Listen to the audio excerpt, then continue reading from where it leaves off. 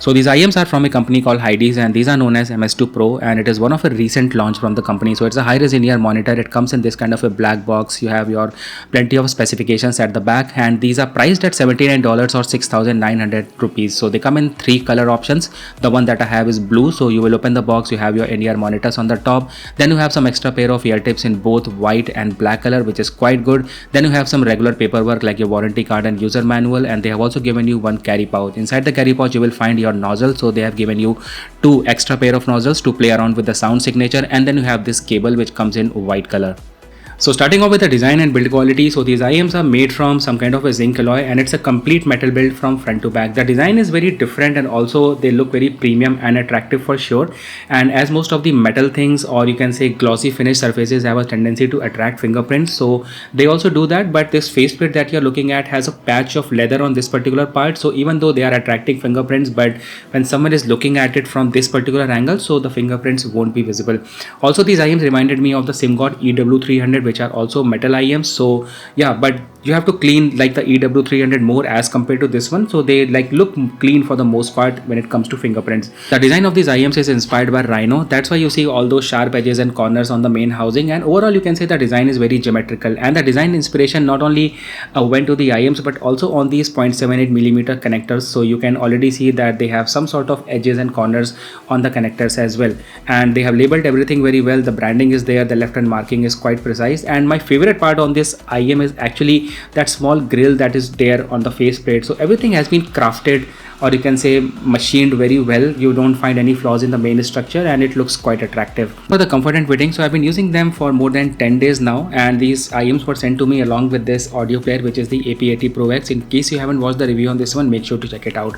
So first of all, initially I was thinking like, just because the overall structure is not that smooth and they have these edges and corners, so the fit would not be that comfortable and the IEMs would be causing pain to some or the other part of the ear. But this wasn't the case, because these are just slightly bigger than the SimGod EW300 but smaller than most of the other regular sized IEMs. So overall experience was completely pain free. I used it for watching movies, and I was using it straight for like you can say 1.5 to 2 hours, so didn't notice any sort of pain and fatigue issues.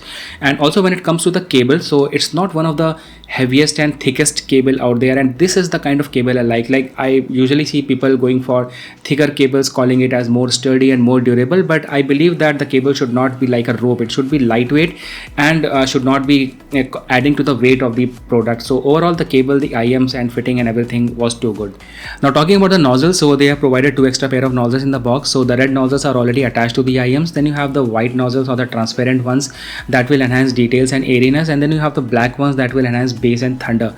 Now on a practical usage, I would say that changing the nozzle doesn't impact sound to a lot of extent, or maybe something that is not picked up or you can say detected by a human ear, and it could only be read on a machine. And it's not just with the HIDIZS but plenty of other brands who are providing extra nozzles, so that the impact of changing the nozzle, it's something that is very minimal or could not be picked up by a human ear. But I want to mention that if you are changing the nozzle in case, so they have included 2 set of ear tips in the box. So these white ear tips are the ones that will enhance details because they have a bigger diameter or a bigger opening, and these black are the ones that will enhance that will give a balanced sound signature, or you can say will enhance the bass because the inner diameter is very narrow. So in case you are changing the nozzle to black, make sure to use the black ear tips. If you are changing it to like the transparent or the white, make sure to go with the white ones, and for the red one also you can use either of the 2. Now talking about the technical specifications, so these IEMs come in a hybrid configuration. So they have a 10+2mm dynamic driver and 1 balanced armature.